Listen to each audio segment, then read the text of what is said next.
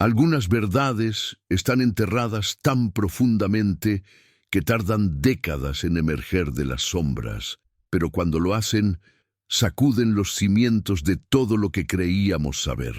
El viento helado de octubre barría los valles infinitos del País Vasco con una furia que parecía arrastrar consigo los lamentos de generaciones pasadas. Era el 15 de octubre de 1976, y las primeras nevadas del invierno comenzaban a pintar de blanco las tierras sagradas del pueblo vasco. En aquel territorio donde los caballos salvajes antaño corrían libres y donde los espíritus ancestrales aún susurraban a través de los prados, algo terrible estaba a punto de ser descubierto. La comarca rural, enclavada en el norte de España, cerca de la frontera con Francia, albergaba entonces a unos 15.000 habitantes.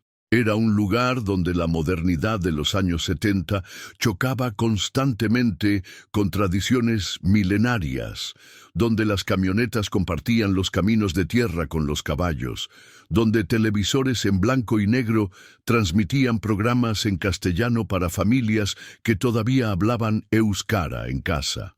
Pero en aquella fría mañana de octubre, cuando los primeros rayos de sol dorado perforaron la niebla matutina que flotaba sobre el prado, un descubrimiento macabro transformaría para siempre la vida de aquella comunidad. Un descubrimiento que revelaría secretos enterrados durante décadas, mentiras contadas por generaciones, y una verdad tan perturbadora que haría que la propia tierra pareciera llorar lágrimas de sangre. Ane Elorriaga montaba su yegua castaña por las colinas onduladas que rodeaban su caserío cuando algo capturó su atención. A sus 34 años, Ane era conocida en la comarca como una mujer decidida y observadora, hija de un respetado anciano del pueblo y madre de 3 hijos. Había aprendido desde niña a leer las señales de la naturaleza, a interpretar cada cambio en el comportamiento de los animales, cada alteración en el patrón del viento. Aquella mañana, algo iba mal, terriblemente mal.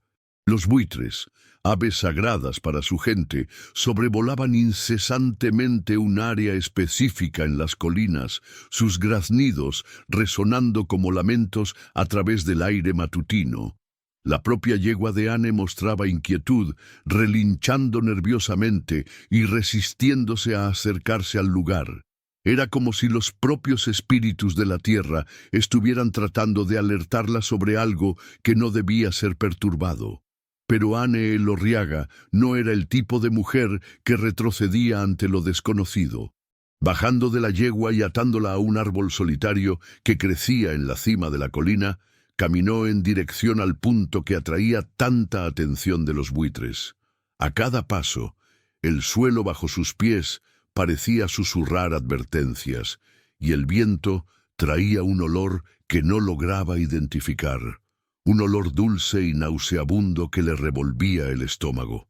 Fue entonces cuando lo vio. Parcialmente expuesta por la erosión causada por las lluvias recientes y los vientos constantes del valle, emergía de la tierra oscura una estructura que no debería estar allí. No era una formación natural de la roca, no eran raíces de árboles antiguos, era algo construido por el hombre, algo que había sido deliberadamente enterrado y olvidado. Ane se arrodilló en la tierra fría, sus manos temblando no solo por el frío cortante del viento, sino por una intuición terrible que crecía en su pecho. Con un cuidado casi reverencial, comenzó a quitar la tierra suelta con sus propias manos, revelando lentamente lo que estaba escondido allí. Madera. Madera vieja, oscurecida por el tiempo y la humedad. Pero no cualquier madera. Tablas cuidadosamente cortadas y unidas, formando lo que parecía ser un ataúd pequeño, demasiado pequeño. El corazón de Ane se detuvo por un instante. Sus ojos se llenaron de lágrimas que rápidamente se congelaron en sus mejillas debido al viento helado.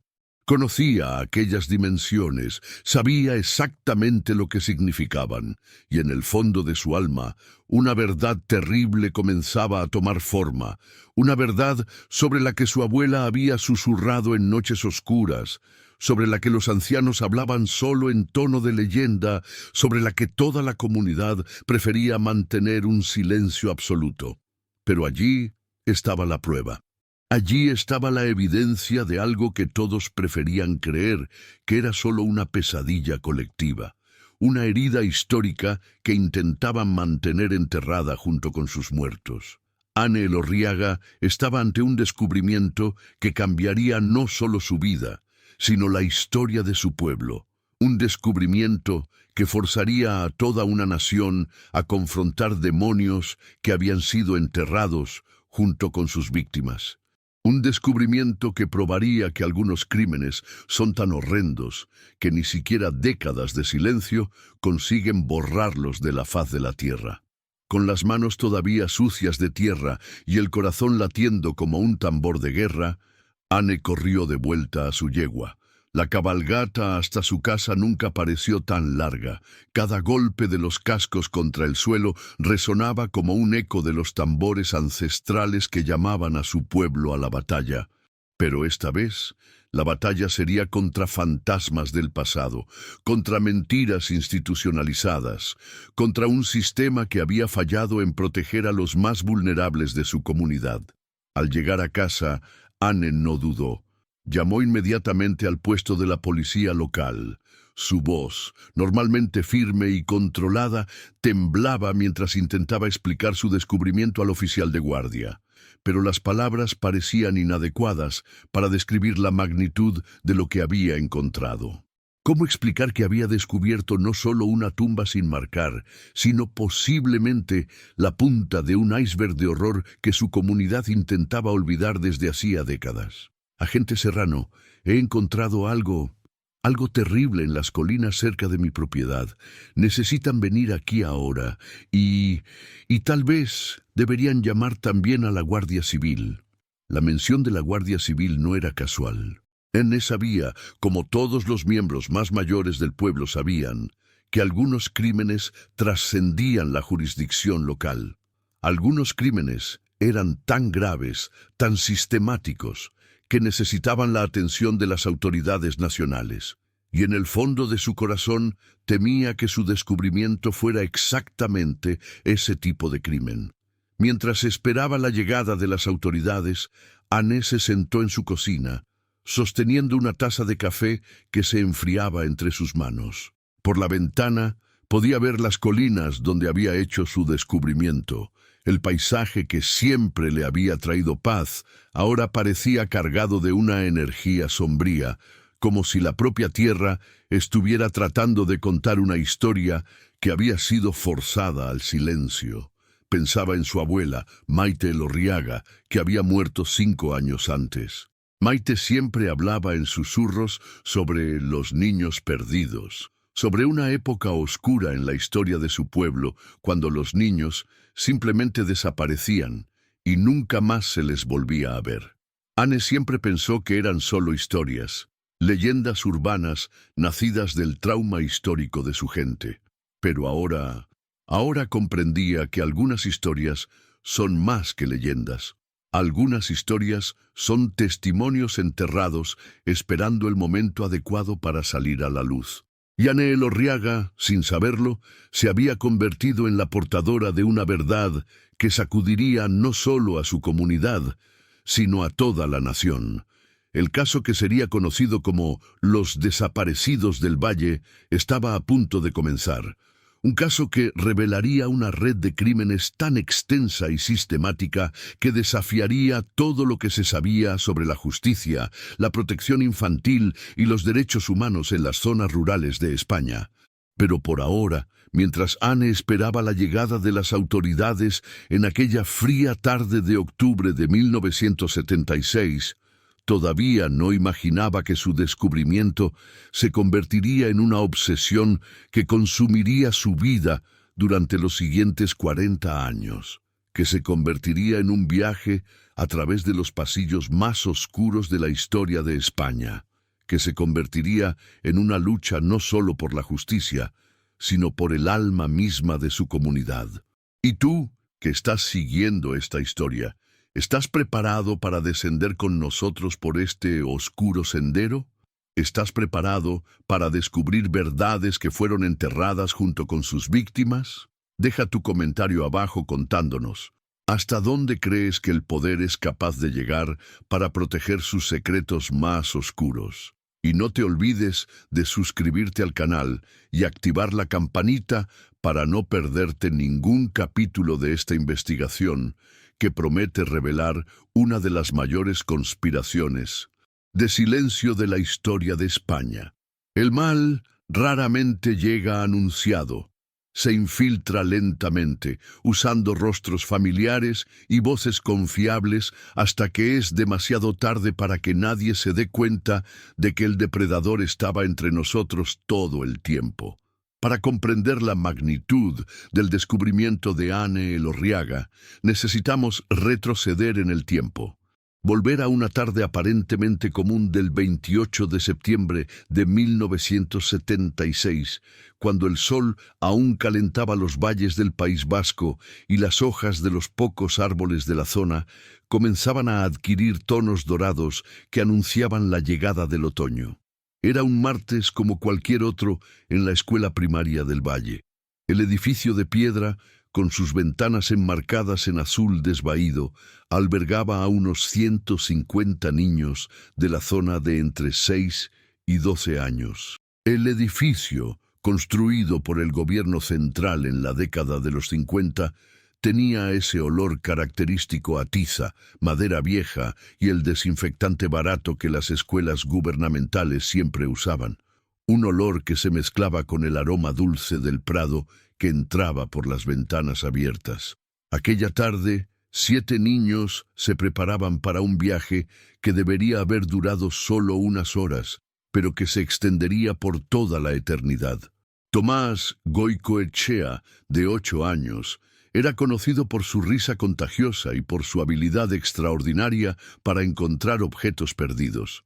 Sus compañeros siempre bromeaban diciendo que tenía ojos de águila, como sus antepasados. Sus pequeñas manos, encallecidas por el trabajo en el caserío de la familia, sostenían un dibujo que había hecho aquella mañana, un caballo salvaje corriendo libre por las llanuras, con trazos seguros de quien ya sabía que quería ser artista cuando creciera.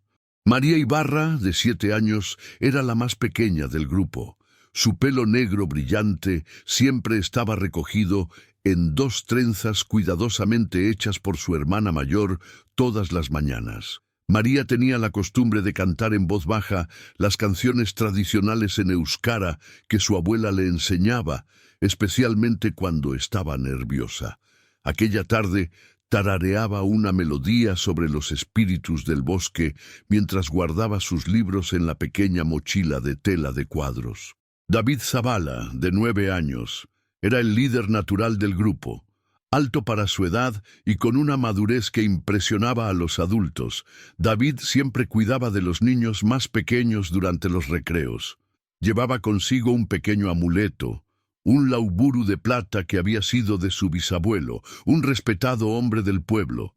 El amuleto nunca se separaba de su cuello. Hasta aquella tarde, Luisa Mendizábal, de 8 años, era conocida por su curiosidad insaciable.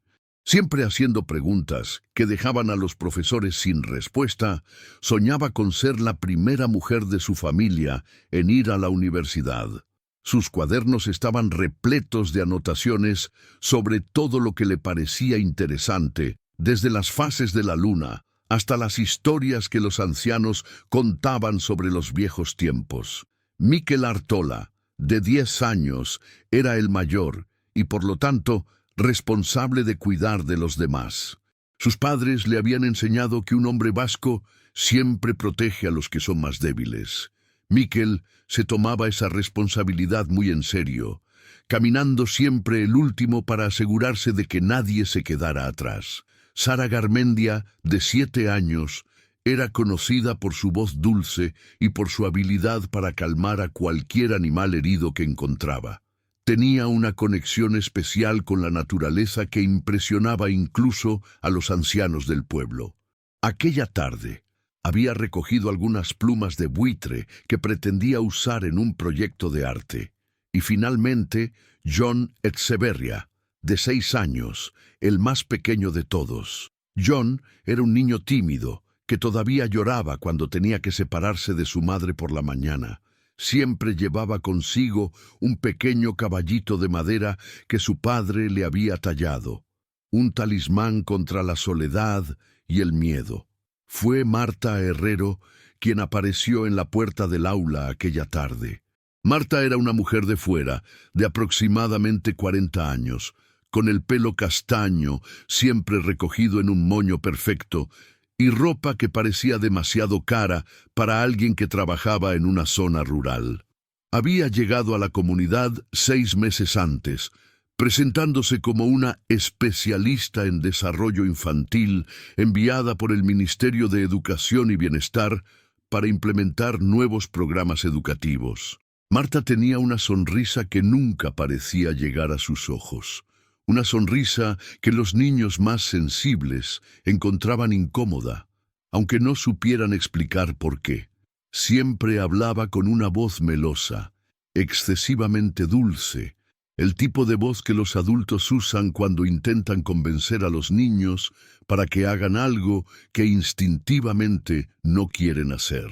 «Maestra Calfín», dijo Marta golpeando suavemente la puerta del aula donde la veterana educadora Elena Calfín enseñaba matemáticas a la clase de tercero. «¿Puedo hablar con usted un momento?» Elena Calfín, una mujer vasca de 52 años que había dedicado su vida a la educación de los niños de su comunidad, sintió inmediatamente algo extraño en el tono de Marta. Había una urgencia forzada en su voz, una prisa que no encajaba con su habitual comportamiento controlado. «Claro, Marta. Niños, continuad con los ejercicios de la página 47. Las dos mujeres salieron al pasillo, donde Marta explicó rápidamente que había organizado una expedición educativa especial para un pequeño grupo de niños seleccionados. Iban a visitar un yacimiento arqueológico recién descubierto en las colinas, donde podrían aprender sobre la historia de sus antepasados de una forma más inmersiva y significativa. «Ya he obtenido todos los permisos necesarios», mintió Marta con una naturalidad aterradora. «El doctor Pereira, del ministerio, ha aprobado personalmente el proyecto. Los niños estarán de vuelta antes de la cena». Elena Calfín sintió un escalofrío en el estómago. Algo no iba bien. En sus 30 años de enseñanza había aprendido a confiar en sus instintos y todos ellos gritaban alarma en aquel momento. Pero Marta Herrero tenía autoridad del gobierno central, tenía papeles oficiales, tenía el poder de crear problemas a cualquiera que cuestionara sus métodos. Y así, en una tarde dorada de septiembre de 1976, 7 niños vascos fueron llamados uno por uno para salir de sus aulas. Se les indicó que cogieran solo sus abrigos y que siguieran a Marta hasta una furgoneta azul oscura que estaba aparcada frente a la escuela. La furgoneta era nueva, con los cristales tintados que impedían que nadie viera el interior. En el lateral había un logotipo oficial del Ministerio de Educación y Bienestar, o al menos algo que parecía oficial para quien no mirara con demasiada atención. El motor ronroneaba suavemente, como un depredador esperando el momento adecuado para atacar. Tomás Larrondo, el conserje de la escuela, estaba barriendo la entrada cuando vio a los niños acercándose a la furgoneta. Algo le inquietó profundamente. Tal vez fue la forma en que Marta apresuraba a los niños, no permitiéndoles despedirse adecuadamente de sus amigos. Tal vez fue la manera en que miraba constantemente por encima del hombro, como si temiera ser descubierta. O tal vez fue simplemente la intuición ancestral que le decía que los depredadores no suelen cazar solos. «Señorita Herrero», llamó Tomás, acercándose a la furgoneta. «¿A dónde van exactamente?». Marta se giró con una sonrisa forzada que no consiguió ocultar completamente la irritación en sus ojos.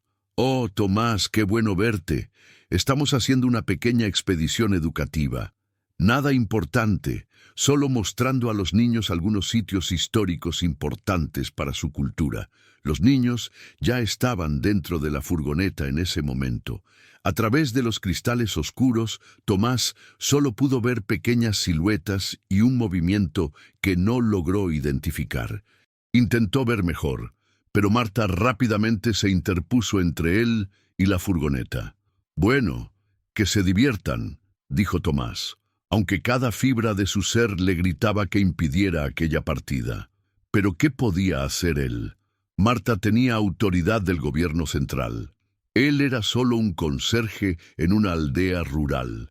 La furgoneta azul desapareció por un camino de tierra que llevaba a las colinas, dejando atrás solo una nube de polvo dorado en el aire de la tarde. Si alguien hubiera prestado suficiente atención, habría notado que la furgoneta no siguió la ruta principal que llevaba a los yacimientos arqueológicos conocidos de la región. En su lugar, tomó un camino secundario, casi abandonado, que serpenteaba por terrenos privados y áreas remotas a las que nadie solía ir. Si alguien hubiera mirado con más atención a través de aquellos cristales oscuros, tal vez habría notado que los niños parecían extrañamente silenciosos para un grupo en una divertida expedición educativa. Tal vez se habría dado cuenta de que Marta no estaba sola en la furgoneta.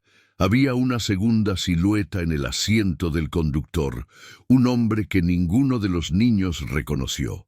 Si alguien hubiera confiado en sus instintos como Tomás Larrondo intentó hacer, tal vez aquellos 7 niños todavía estarían vivos hoy.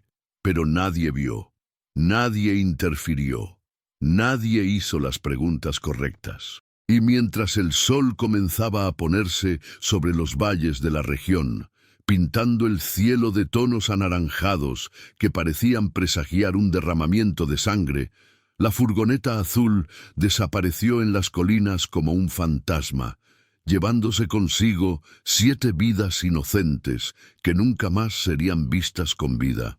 A las 18:30 de aquel martes, cuando los otros niños ya habían vuelto a casa y la escuela estaba cerrando, Elena Calfín todavía esperaba el regreso de sus 7 alumnos. Se había quedado en la escuela más allá del horario normal, organizando papeles y preparando las clases del día siguiente, pero principalmente esperando oír el sonido de la furgoneta azul regresando.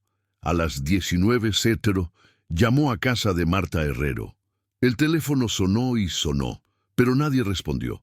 A las 19:30 intentó contactar con la delegación del ministerio. La oficina estaba cerrada. A las 20:00, Elena Calfín condujo hasta la casa de Marta Herrero. La casa estaba a oscuras, aparentemente vacía. No había señales de la furgoneta azul por ninguna parte. Fue en ese momento cuando Elena Calfín comprendió que algo terrible había sucedido.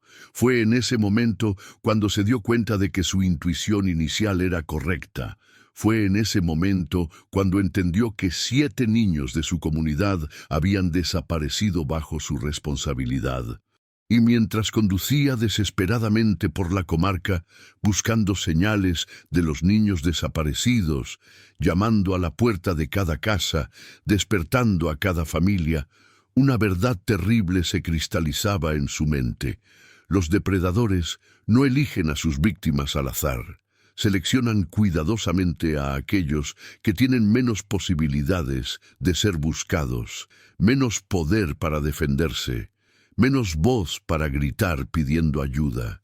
Y en una comunidad rural de España, en 1976, 7 niños vascos eran exactamente el tipo de víctima que un depredador calculador elegiría. Niños cuya desaparición podría ser fácilmente ignorada por un sistema al que sus vidas nunca le habían importado demasiado.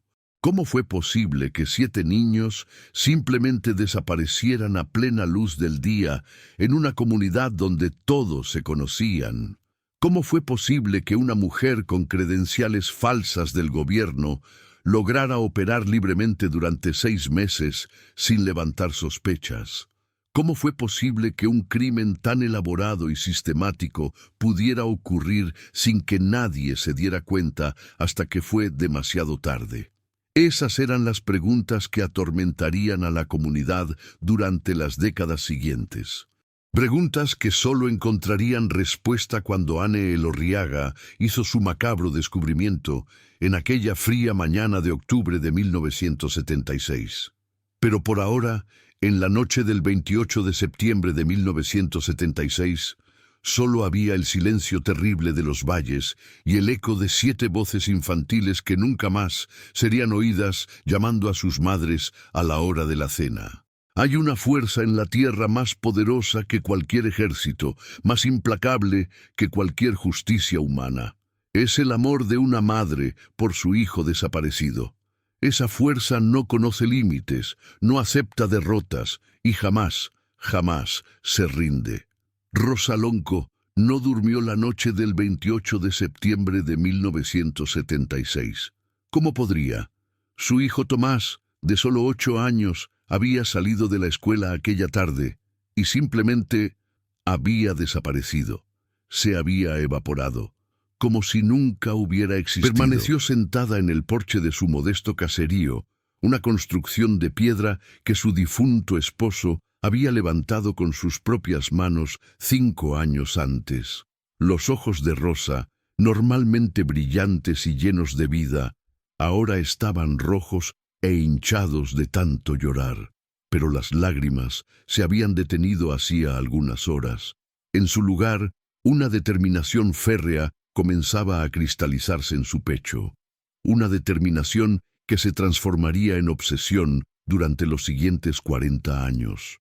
A cada sonido en el camino de tierra que pasaba frente a su casa, Rosa saltaba de la mecedora, esperando ver a Tomás corriendo hacia ella, con aquella sonrisa amplia y aquellos ojos brillantes que siempre le hacían olvidar todos los problemas del mundo.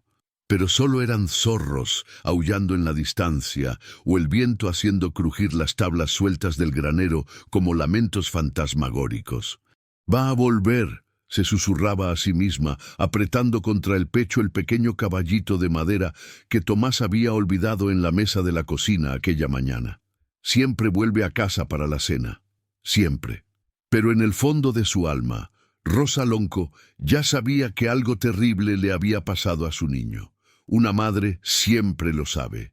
Cuando el primer rayo de sol de la mañana del 29 de septiembre tocó los valles, Rosa Lonco ya estaba vestida y lista para la guerra. Había pasado la noche desarrollando un plan, mentalizando cada movimiento, preparándose para una batalla que no sabía cuánto tiempo duraría, pero que estaba decidida a ganar. Su primera parada fue la escuela. Llegó incluso antes que el conserje, Tomás Larrondo, quien la encontró sentada en los escalones de la entrada principal con una determinación que lo asustó. «Rosa, comenzó Tomás, pero ella lo interrumpió antes de que pudiera terminar. «¿Dónde está mi hijo?». La pregunta salió como un rugido bajo, cargada de una intensidad que hizo que Tomás diera un paso atrás. «¿Dónde está Tomás?». Tomás le contó a Rosa todo lo que había visto la tarde anterior. La furgoneta azul, Marta Herrero, la extraña sensación que había tenido, su intento fallido de intervenir. Con cada palabra, el rostro de Rosa se volvía más pálido, pero sus ojos se volvían más determinados. «¿Tienes la dirección de esa mujer?», preguntó Rosa.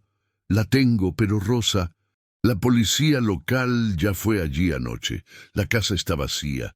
Ella también ha desaparecido». Rosa Lonco permaneció en silencio durante un largo momento, procesando la información. Luego, con una calma que era más aterradora que cualquier grito de desesperación, dijo: «Entonces encontraré a otras personas. Encontraré a cualquiera que pueda darme respuestas sobre dónde está mi hijo». El cuartel de la policía local ocupaba un edificio bajo y sin gracia en el centro de la pequeña villa. Cuando Rosa llegó a las 8 de la mañana, ya encontró a otras 5 madres esperando fuera. todas con la misma expresión de determinación desesperada estampada en el rostro. Estaba Patricia Ibarra, madre de María, una mujer pequeña y callada que raramente levantaba la voz, pero cuyos ojos ahora ardían con una furia que podría derretir el acero. También estaba Elena Antilev, madre de David, conocida en la comunidad por su fuerza y capacidad de organización. Ya había traído un cuaderno donde había anotado todos los detalles que había logrado recopilar sobre la desaparición de los niños. Dora Mendizábal, madre de Luisa, caminaba de un lado a otro como un animal enjaulado, sus manos temblando no de miedo, sino de una ira contenida que amenazaba con explotar en cualquier momento. Susana Artola, madre de Miquel, el mayor de los niños desaparecidos, llevaba una expresión de culpa terrible. Ella le había enseñado a su hijo a proteger a los más pequeños, y ahora él había desaparecido junto con ellos.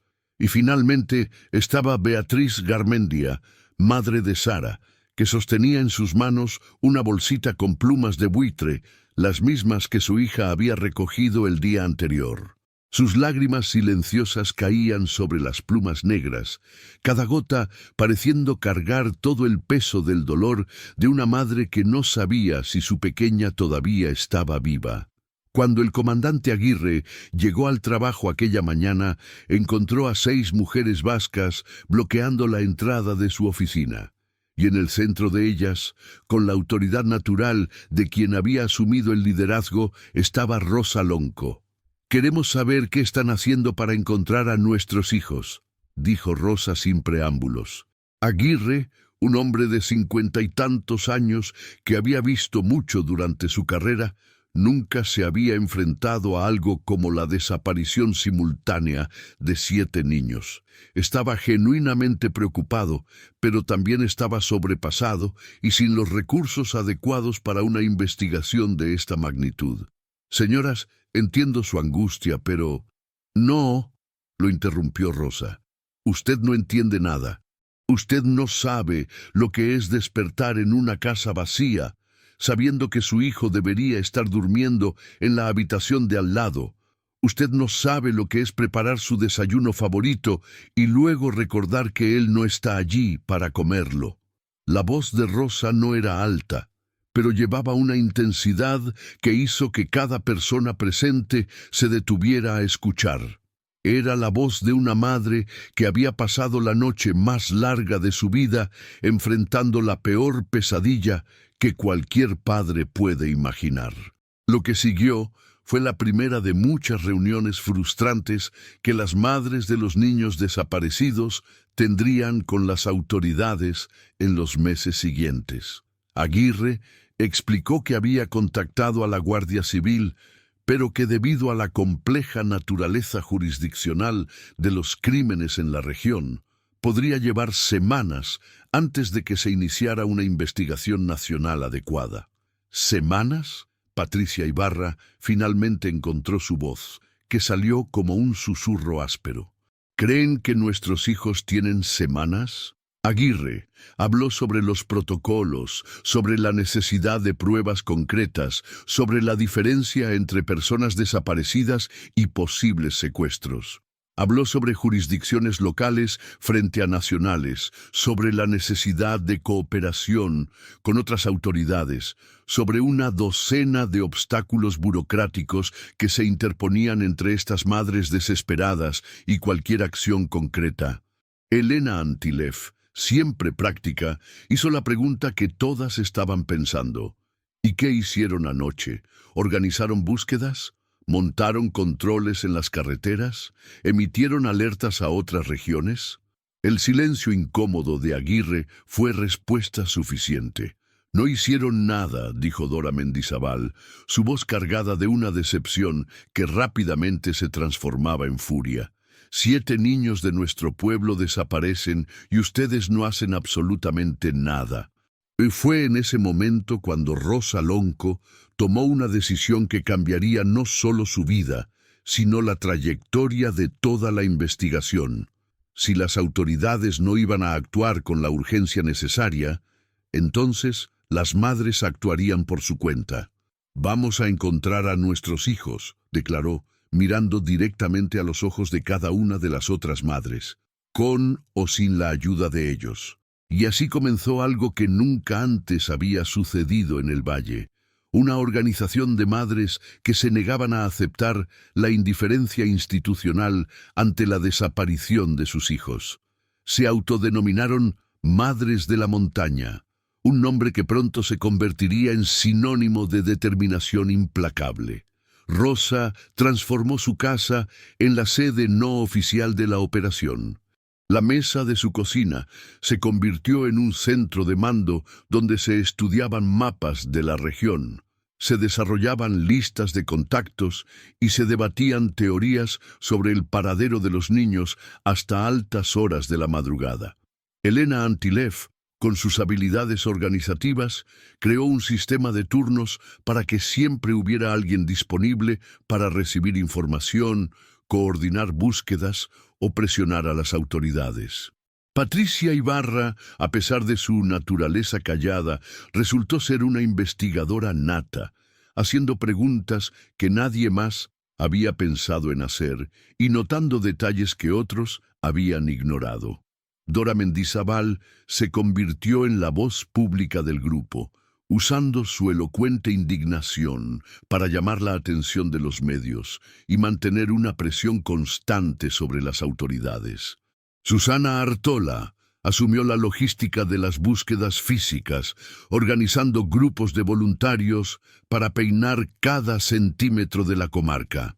Y Beatriz Garmendia, con su naturaleza amable pero decidida, se convirtió en el puente entre el grupo y los ancianos del pueblo, asegurando que las tradiciones también fueran respetadas durante las búsquedas. En la mañana del 30 de septiembre, 48 horas después de la desaparición de los niños, las Madres de la Montaña organizaron la primera búsqueda sistemática por su cuenta. Rosa había pasado la noche anterior al teléfono, contactando a cada miembro de la comunidad que conocía, pidiendo ayuda. La respuesta fue abrumadora. Más de 200 miembros de la comunidad se presentaron al amanecer, listos para registrar cada pasto, cada colina, cada barranco en busca de los niños desaparecidos. Había ganaderos a caballo, familias enteras en camionetas, ancianos que insistieron en participar a pesar de su avanzada edad, e incluso niños que querían ayudar a encontrar a sus amigos desaparecidos. Rosa organizó a los voluntarios en grupos de 10, cada uno responsable de una sección específica del valle. Había estudiado mapas topográficos durante toda la noche, identificando áreas remotas donde una furgoneta podría haber sido escondida o donde cuerpos podrían haber sido enterrados. Era un pensamiento que no podía verbalizar, pero que la atormentaba en cada momento de su existencia desde aquella primera noche. ¿Y si sus hijos ya estaban muertos? ¿Y si toda esta búsqueda desesperada era solo una forma de posponer el inevitable enfrentamiento con la peor posibilidad imaginable? La búsqueda duró 16 horas. Cada centímetro accesible de la comarca fue registrado. Encontraron basura abandonada, animales muertos hacía mucho tiempo, estructuras abandonadas de décadas pasadas, pero ninguna señal de los 7 niños desaparecidos. Cuando el sol se puso en la noche del 30 de septiembre, Rosa Lonco estaba de vuelta en su porche, mirando el paisaje infinito de los valles, pero ahora no estaba sola. Las otras 5 madres estaban con ella, todas compartiendo el mismo silencio devastador. «Mañana buscamos de nuevo», dijo Rosa finalmente. «Y pasado mañana», añadió Elena Antilev. «Y todos los días siguientes», susurró Patricia Ibarra. «Hasta que encontremos a nuestros hijos», declaró Dora Mendizábal con feroz convicción. Aquella noche, las 6 madres hicieron algo que no estaba planeado, algo que surgió espontáneamente del fondo de sus almas atormentadas. Hicieron una promesa sagrada, no solo entre ellas, sino a los espíritus de sus antepasados, a la propia tierra que había sido testigo de la desaparición de sus hijos. Beatriz Garmendia trajo algunas de las plumas de buitre que Sara había recogido. Susana Artola contribuyó con salvia sagrada. Patricia Ibarra ofreció una pequeña muñeca que María siempre llevaba consigo. Cada madre trajo algo que la conectaba físicamente con su hijo desaparecido. Bajo la luz de la luna creciente, quemaron los objetos en una ceremonia improvisada pero profundamente significativa. Las llamas danzaban como espíritus inquietos y el humo subía hacia el cielo nocturno, llevando sus oraciones y su promesa inquebrantable. «No vamos a parar», habló Rosa a la noche, su voz cargando el peso de una promesa que sabía que cambiaría su vida para siempre.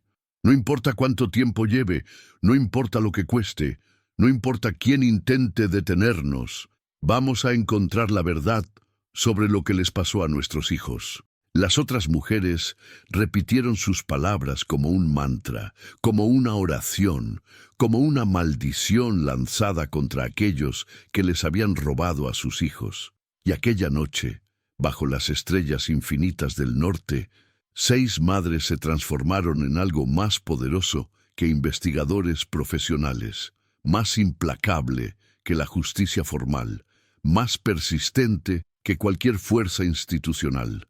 Se convirtieron en madres en busca de sus niños perdidos. Una fuerza de la naturaleza que no conoce el descanso, no acepta la derrota y jamás, jamás se rinde. Pero, ¿hasta dónde serías capaz de llegar si fuera tu hijo quien hubiera desaparecido? ¿Cuántas noches sin dormir soportarías? ¿Cuántas puertas tocarías? ¿A cuántas autoridades te enfrentarías? ¿Cuántos años de tu vida sacrificarías en la búsqueda de respuestas? Deja tu comentario abajo, compartiendo tus pensamientos sobre la determinación de estas madres. Y si eres padre o madre, no puedes evitar imaginarte en su lugar.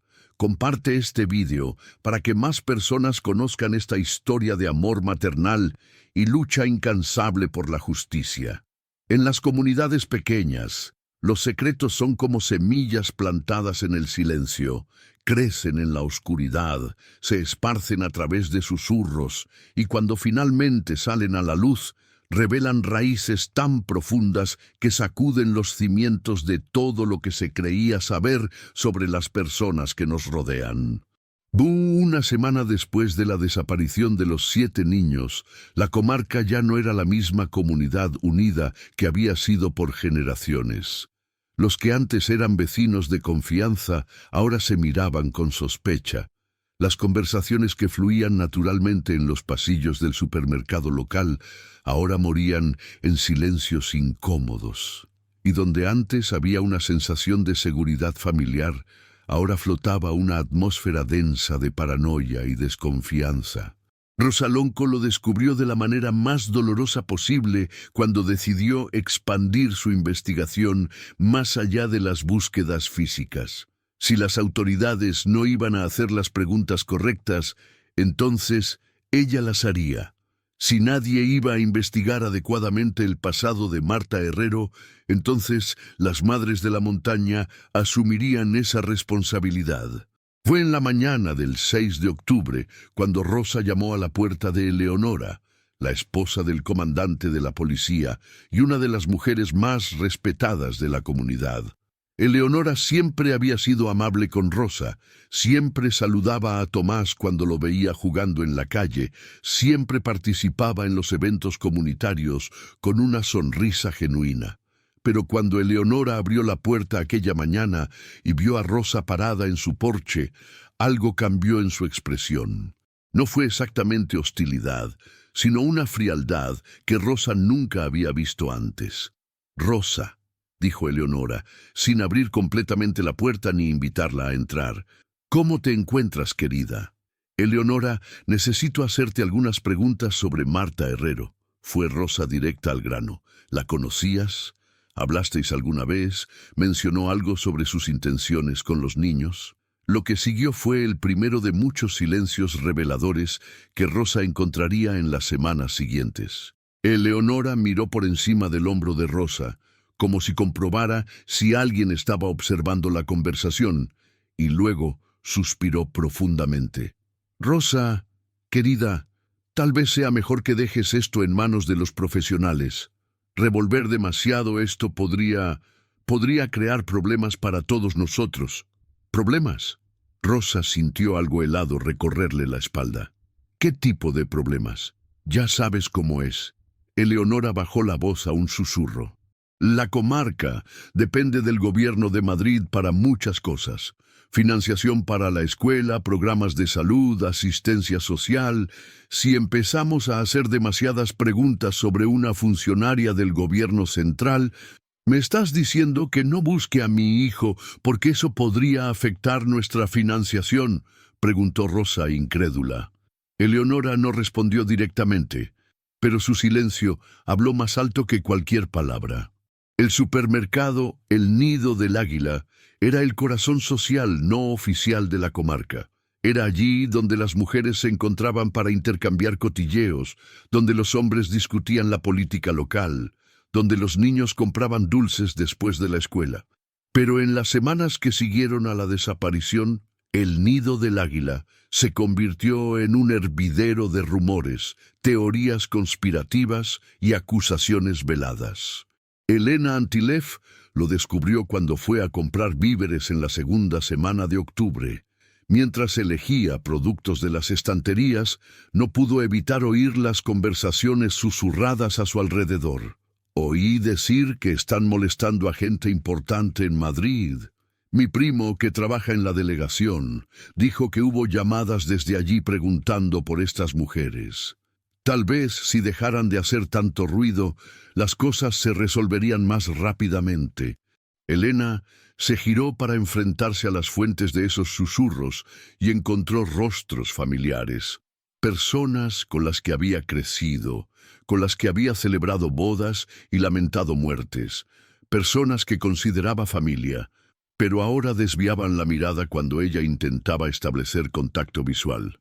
«¿Estáis hablando de nosotras?», preguntó Elena directamente a Marta Aguas, una mujer de su edad a la que conocía desde la infancia. Marta se sonrojó, pero levantó la barbilla con una defensa que parecía ensayada. «Elena, todas sentimos mucho lo que ha pasado, pero tenéis que entender que vuestras actividades están afectando a toda la comunidad». «¿Nuestras actividades?», repitió Elena, su voz cargada de incredulidad.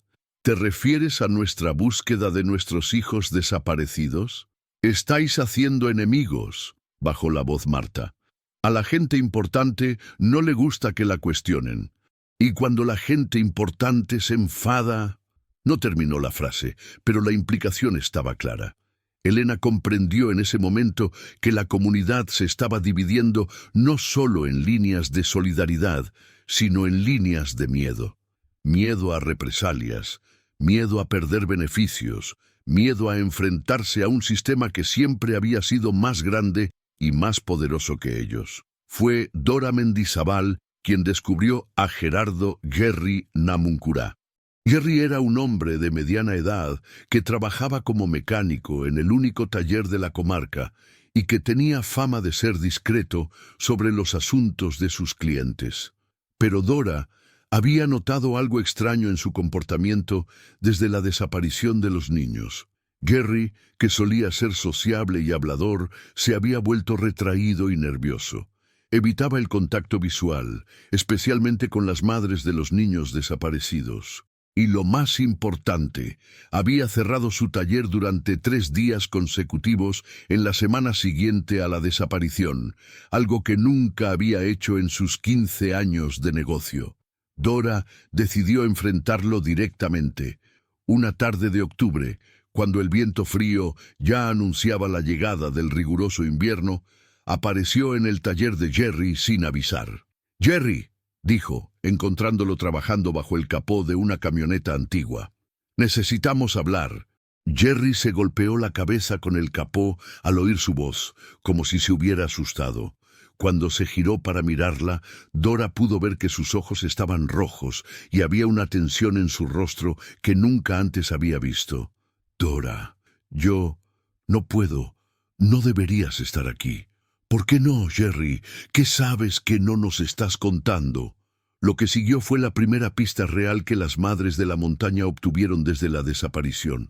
Jerry miró nerviosamente alrededor del taller, como si verificara si estaban solos. Luego se acercó a Dora y bajó la voz a un susurro áspero. «Esa furgoneta azul», dijo. «La vi antes, no solo el día de la desaparición». Dora sintió que su corazón se aceleraba. «¿Qué quieres decir?» «Marta Herrero trajo esa furgoneta aquí 2 semanas antes de que los niños desaparecieran. Dijo que hacía ruidos extraños, pero cuando la miré, no había nada malo en el motor». «¿Y?» Jerry dudó, claramente luchando con algún conflicto interno. «Me pagó una gran suma de dinero para instalar cristales tintados y algunas otras modificaciones». «¿Qué otras modificaciones?» «Cierres especiales en las puertas traseras, del tipo que solo se abren desde fuera, y me hizo firmar un papel diciendo que no hablaría del trabajo con nadie. Dijo que era parte de un proyecto gubernamental confidencial». Dora sintió que la sangre se le helaba en las venas. «Jerry, ¿me estás diciendo que esa furgoneta fue modificada específicamente para transportar a personas en contra de su voluntad?» Jerry no respondió verbalmente, pero sus ojos dijeron todo lo que Dora necesitaba saber. La revelación de Jerry Namuncurá debería haber sido un avance significativo en la investigación. Pero cuando Dora llevó la información al comandante Aguirre, descubrió que había fuerzas trabajando en su contra que eran más poderosas de lo que habían imaginado. «Dora», dijo Aguirre después de escucharla relatar la conversación con Jerry, «¿estás segura de que quieres seguir con esto?» «Claro que estoy segura», respondió Dora, confundida por la pregunta. «¿Por qué no lo estaría?» Aguirre se reclinó en su silla y suspiró profundamente. Era un hombre que había pasado toda su vida navegando por las complejas aguas de la política local y nacional, y Dora podía ver que estaba claramente incómodo. «He recibido algunas llamadas», dijo finalmente. «Gente importante en Madrid. Están preocupados por la dirección que está tomando esta investigación». «¿Preocupados cómo?» «Dora, necesitas entender que Marta Herrero podría haber estado trabajando en algo clasificado, algo que va más allá de una simple funcionaria del ministerio haciendo trabajo educativo». La implicación golpeó a Dora como un puñetazo en el estómago. «¿Estás sugiriendo que la desaparición de nuestros hijos fue parte de algún proyecto del gobierno?» «No estoy sugiriendo nada», respondió Aguirre rápidamente. «Solo digo que hay aspectos de esta situación que pueden estar más allá de nuestra jurisdicción o comprensión». «¿Y estás dispuesto a aceptar eso?», preguntó Dora, su voz cargada de una incredulidad que rápidamente se transformaba en furia. «¿Estás dispuesto a archivar la desaparición de 7 niños porque alguien en Madrid te dijo que dejaras de hacer preguntas?» El silencio de Aguirre fue más revelador que cualquier respuesta podría haber sido. A medida que pasaban las semanas, las madres de la montaña descubrieron que Marta Herrero no había operado sola en la comunidad. Había una red de personas, algunas dentro de la propia comarca, que habían ayudado o facilitado sus operaciones de alguna manera. Patricia Ibarra, con su naturaleza observadora, fue la primera en notar patrones extraños en el comportamiento de ciertas personas de la comunidad. Había empleados de la escuela que evitaban las discusiones sobre Marta Herrero. Había miembros del ayuntamiento que cambiaban de tema cada vez que se mencionaba a los niños desaparecidos. Incluso había familias enteras que parecían haber desarrollado amnesia selectiva sobre cualquier interacción con la misteriosa mujer.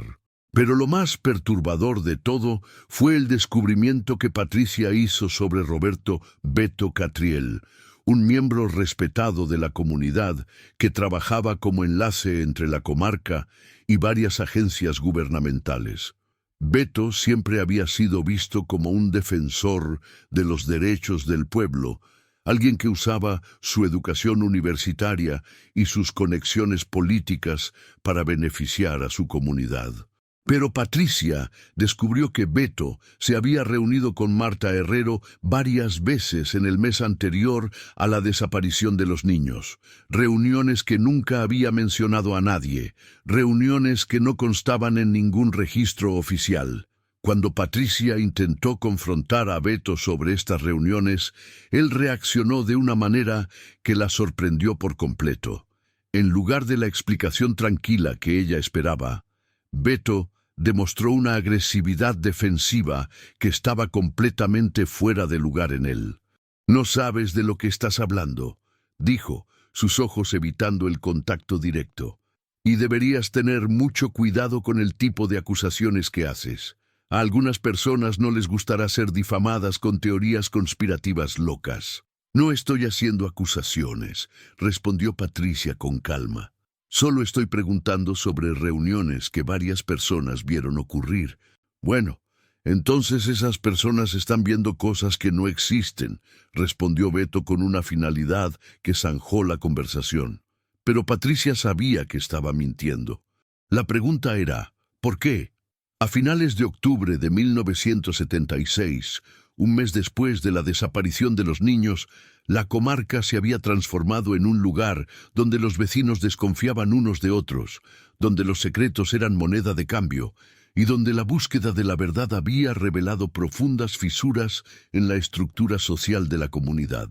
Las madres de la montaña se encontraban en sesiones cada vez más largas y tensas, no solo planeando búsquedas y estrategias de investigación, sino tratando de navegar por un paisaje social que se había vuelto traicionero. Cada nuevo descubrimiento sobre la red de personas que había facilitado las operaciones de Marta Herrero dejaba más claro que no estaban luchando solo contra un criminal individual, sino contra un sistema de complicidad y silencio que se extendía mucho más allá de lo que habían imaginado inicialmente. Rosa Lonco, sentada a la mesa de su cocina en una fría noche de finales de octubre, miró los rostros cansados de las otras 5 mujeres. Todas habían perdido peso. Todas tenían ojeras profundas. Todas llevaban la marca del estrés constante de madres que habían pasado un mes entero sin saber si sus hijos estaban vivos o muertos. «¿Os dais cuenta de a qué nos enfrentamos?», preguntó Rosa finalmente. «No son solo Marta Herrero y quien quiera que fuera su cómplice. Es una conspiración que involucra a gente de nuestra propia comunidad, gente que conocemos, gente en la que confiamos, gente que está dispuesta a sacrificar a nuestros hijos para proteger... ¿Qué? ¿Dinero del gobierno? ¿Posiciones políticas? ¿Secretos que son más importantes que 7 vidas inocentes?», añadió Elena Antilev con amargura. Susana Artola, que se había mantenido callada durante la mayor parte de la reunión, finalmente habló. «La pregunta es, ¿hasta dónde se extiende esta conspiración? ¿Cuánta gente sabe la verdad sobre lo que les pasó a nuestros hijos? ¿Y cuántos de ellos están dispuestos a guardar silencio para siempre?». Era una pregunta que ninguna de ellas estaba preparada para responder. Una pregunta que revelaba la verdadera magnitud de la batalla que estaban librando. No solo estaban buscando a niños desaparecidos, estaban desafiando a todo un sistema de complicidad y silencio que había permitido que un crimen horrendo ocurriera justo debajo de las narices de toda una comunidad. Y a medida que se acercaba el riguroso invierno, trayendo consigo temperaturas que podrían matar a cualquiera que quedara desprotegido a la intemperie, las madres se enfrentaban a una verdad terrible. Si sus hijos estaban vivos en algún lugar, cada día que pasaba disminuía sus posibilidades de supervivencia, y si estaban muertos, cada día que pasaba hacía más difícil encontrar pruebas que pudieran llevar a sus asesinos ante la justicia. El invierno estaba llegando, y con él la sensación aterradora de que el tiempo se estaba agotando.